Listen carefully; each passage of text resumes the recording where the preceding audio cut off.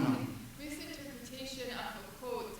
As you could see from Raul's presentation, he's much broader in the aspects and issues he's trying to address than residents to Tijuana. It goes beyond engaging the local context. So as you were seeing the program, there is a sticker just by his name. I wanted to attract attention to that it's still undefined, but it's beyond Tijuana. So I wanted to get that across. So let's listen to that. I thought that one of the most useful ways for this next portion to happen might be just for Raul and I to have a discussion rather than, it's funny because I think over the last couple of days we've all been going to Isabel saying, what does a respondent do?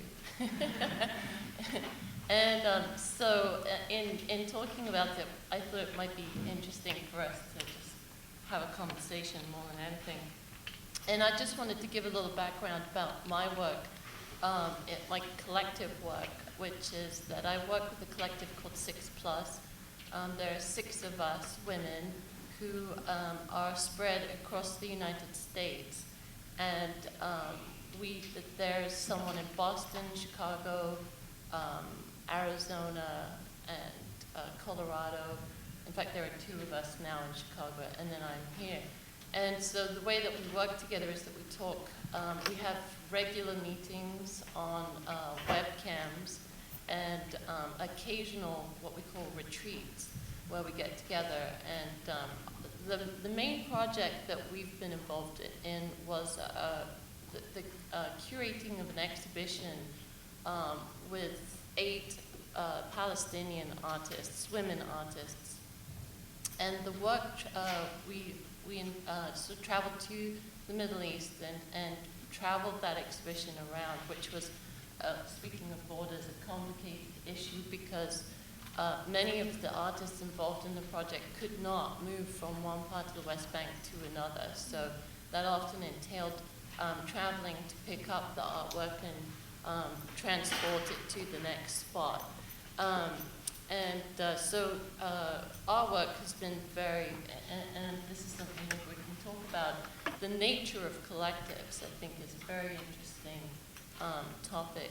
What kinds of collectives are there? What kinds of ways of working are there within a collective? And I think that our collective operates very differently from the way that Torolab works. And Raul and I were talking about this yesterday, whereas we have a sort of, at this point, a fairly fixed membership, which after 3 years, I guess at this point, we are starting to have some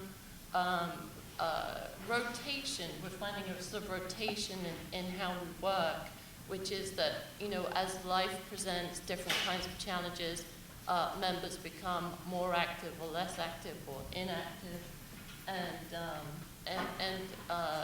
So there's this kind of very different way of working from the way that Raul works, which I think is a very compelling way of working, where Raul sort of operates as an anchor and then sort of intervenes on a particular community in some way and searches out the kind of resources and teammates.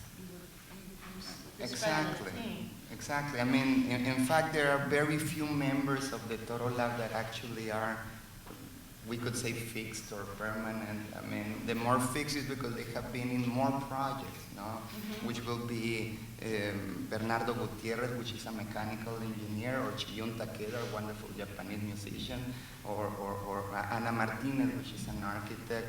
But everybody else, it depends on the project and, of course, the contextual study that we bring into the thing and the context itself, the project itself, the issues arise. They start to give you the necessities, and through the necessities, you start to establish who is going to work. So, for example, for the Puebla project, of course, that's one of the biggest things that we developed because we had to do 2 collectives. Now, the Coma and Torolab. Torolab worked for Coma, and then Coma distributed the food. But for the first time, I mean, we had from anthropologists to archaeologists, from psychologists to doctors in medicine, to nutritionists, to food engineers, to semiotic specialist. I don't know why, but we did. So yes, every project develops a new type of relationship. In the one of Culiacan, it was very obvious because you see, in the project of Culiacan, it's just the project itself, you know, flows in a very natural way. I went to Culiacan because they invited me to this wonderful project in my home state to do a permanent project. And they tell me, well, just walk around the garden and find your place where you want to work, right? And they put me the little headphones and I start listening to the ficus and the stuff and walking, and I find a bamboo place over there with a bonsai pavilion, and I said, this is wonderful to take to work in. And they tell me, oh, you see, I'm sorry, but Mr. Gabriel Orozco really wants this spot. I said, okay, fine. How about that corner? Oh, that's for Mr. Olafur Eliasson. And that one over there, no, well, you see, Mr. James Terrell wants that, and everything around him.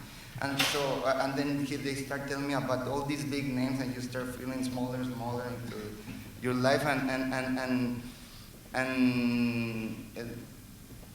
that's why I decided that I didn't have a real territory to work on and went outside the realm of the botanical garden, even if they offered me other spots. And in the process of doing that, I became friends with the biologists who worked there, right? And saw that their work, they were not really doing botanical research. They were just giving tours, and now that they have the phone, the headphone things, I mean, they only give talks to primary schools and stuff, and they were glad to join a Torolab team, and start doing some research, and people from the Department of Urban Design in Culiacan came together, or the housing project that you saw, which is more a community project. It was, look, I first saw Carmen Duran Ponce, which is this single mother that works in a maquiladora, which is, this factory that put together, if you enter to Tijuana, there are two borders, the biggest land border in the world, which is San Isidro, and then there is a smaller one industrial called Otay, and there is a wonderful sign that says, welcome to Tijuana, the monitor capital of the world. So if you have a Samsung, Panasonic, Hitachi, Toshiba monitor, there is almost like, in some cases, more than 60% chance that it was not only put together in Tijuana, but made design component by engineers of my university, and we don't get to see those televisions or monitors until they come back with different taxes. So we found this woman through one of our peers that works in San Francisco that was doing very detailed, you should see a movie called Maquilopolis from Sergio de la Torre, and that he was doing this research about women in maquiladoras. And going and working in her neighborhood. I'm not talking figuratively. I really saw the people on the ground and had to hide from the guys with the machine guns and everything. And you don't have basic infrastructure, so it's very different to work in other type of context that you have infrastructure. And to build her house just by herself in that type of environment in which the guy who lives in front are going kids of her kids' age to buy cristal that is not the same as buying cocaine, and it's just much worse. And I was just bringing other type of problems, so it was very natural for her to become part of the Torolab team. So she becomes the anchor and finds other 9 families to share her life with. And that's the way it goes to every single project, So it's very loose space. And every project requires certain things. And to the other aspect of what you were saying, there are some other collective groups that we establish a relationship and we have done things together or plan to do things together, like with the Superflex guy in Denmark, especially with Jacob, or with the guys of the back in Holland, or that we have done a project called the Transborder Workshop along with the guys of the Trinity Sessions of Johannesburg, or the project that we did about food as a map of ethnographies in a specific region of Italy called Bolzano, that is more German than Italian, with some of the members of Multiplicity. So yeah, I mean, and the collective effort of Tijuana itself, that is part of the art history of the early 2000s, no? That started out with other type of movement like music, and with other type of media like television or radio, and everybody getting together, well, to survive. Because here, just like in the United States, if you're away from your New York son or your smaller son, LA, no, well, how do you start surviving, right? And it's the same in Mexico with the gigantic son of Mexico City, and then Monterrey and Guadalajara. But we're in Tijuana and we're a thing apart. Right. No? It's, yeah. Another thing that your both your work and your talk made me think about was this issue of sustainability of projects. Yes. And I mean, it's certainly been an issue for us. One of the difficulties in our work is that we're always traveling to this place that's very far away. Yes. And when we first formed our collective, the idea was that we would, in our mission statement sort of talks about forming relationships with distant places. And I think originally we had this idea that we would be traveling and working in lots of disparate places.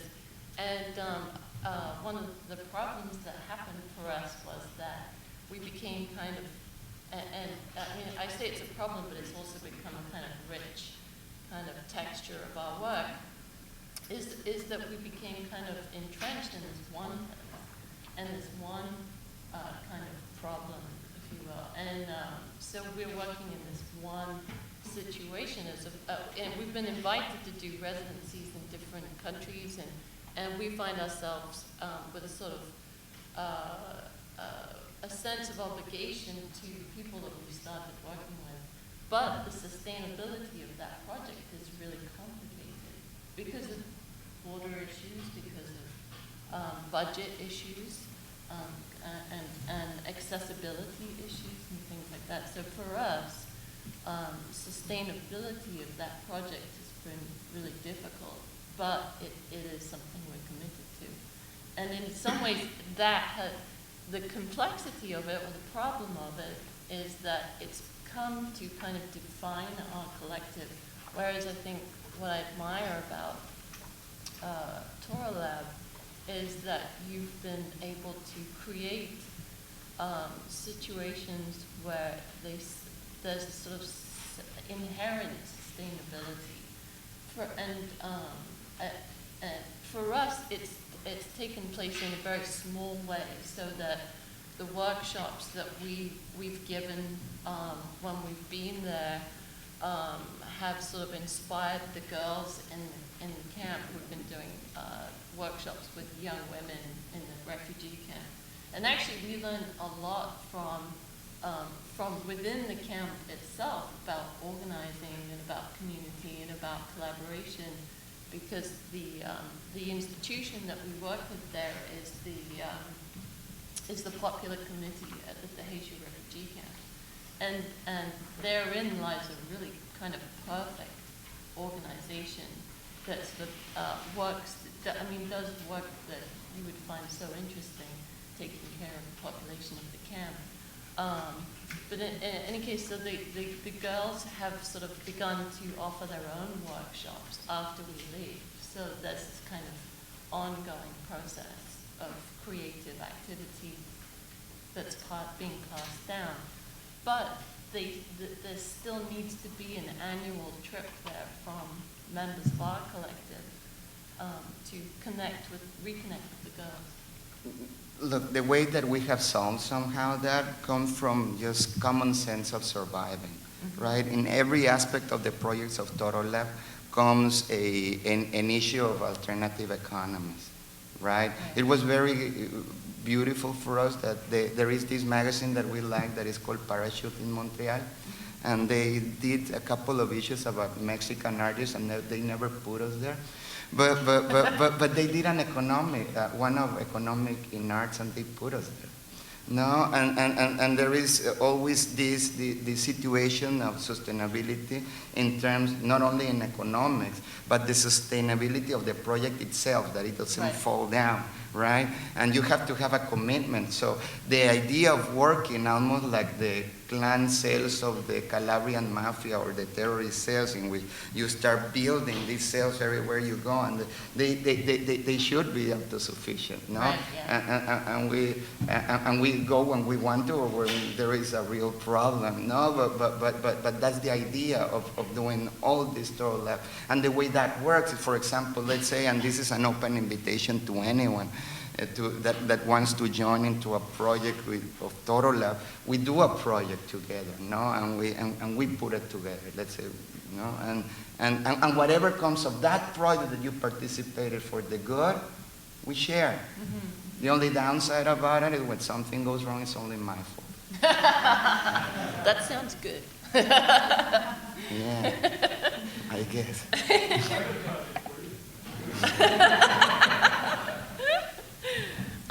Well, can you talk a little bit about the sustainability, or how you see the 1 degree Celsius project going forward? Yeah, because I think what's so compelling about the exhibition is the potential. Well, first of all, it's the discussion that we started already over here. Right. No, because most of the project, like just building a conversation table, right? That started to be a work in progress of experiment in botany over there.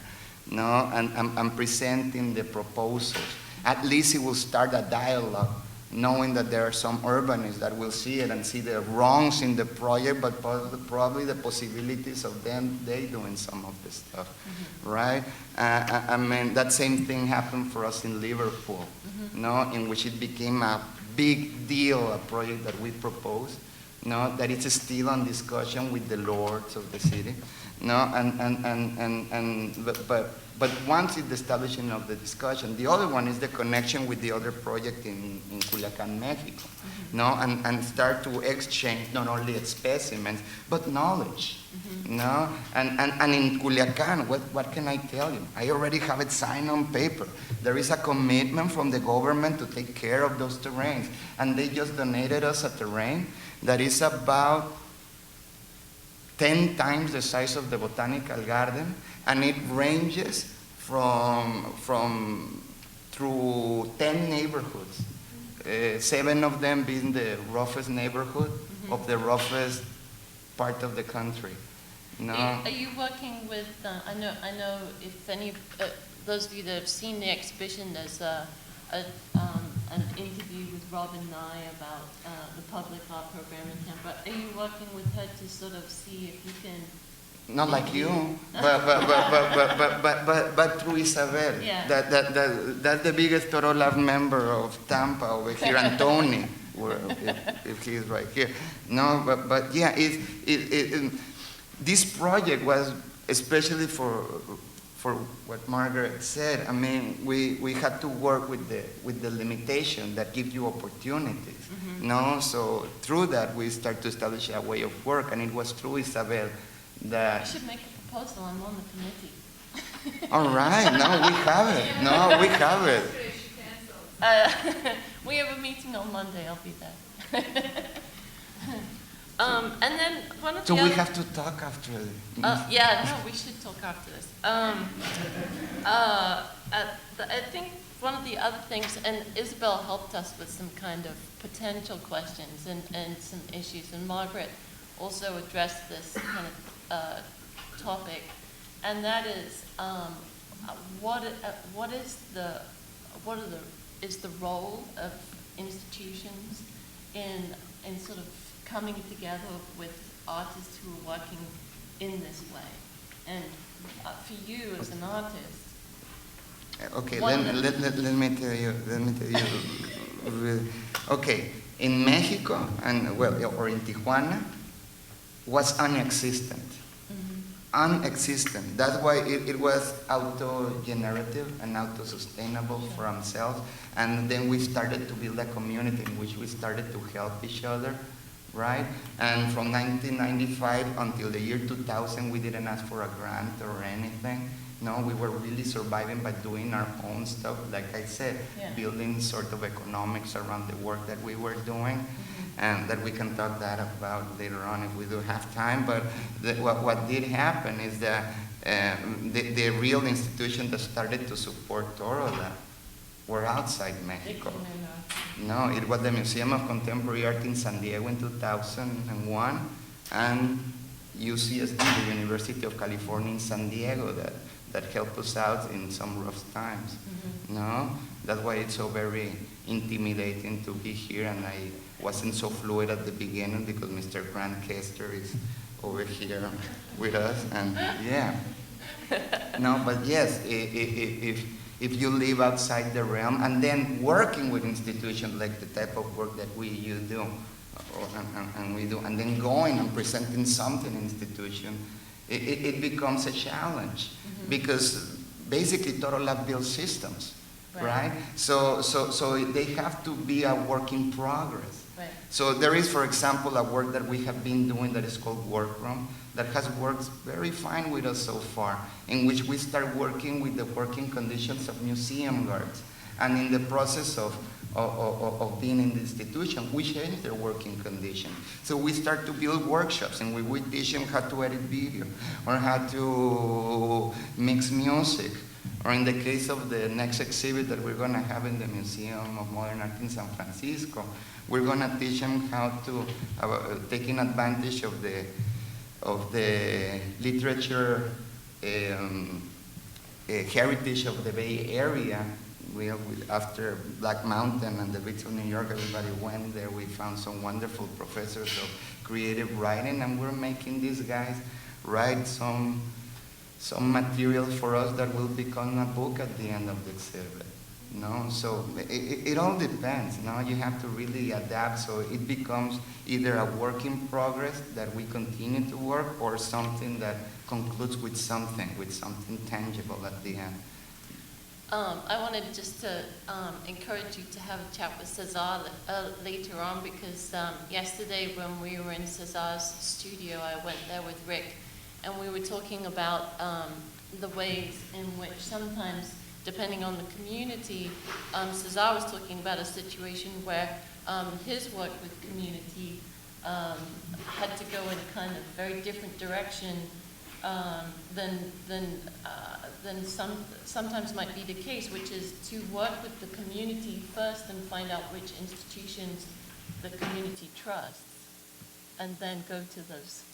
Yeah, well, but we have found ourselves working in communities that there are no institutions that actually go there. Not even the police officers go there. Yeah. No, so that's very hard. Right. No, and I mean, it's not the same thing to come and work in either Tampa or even Mexico City, where you find layers of infrastructure one on top of the other. We're talking about things that go into the realm of not having drainage or running water. Yeah.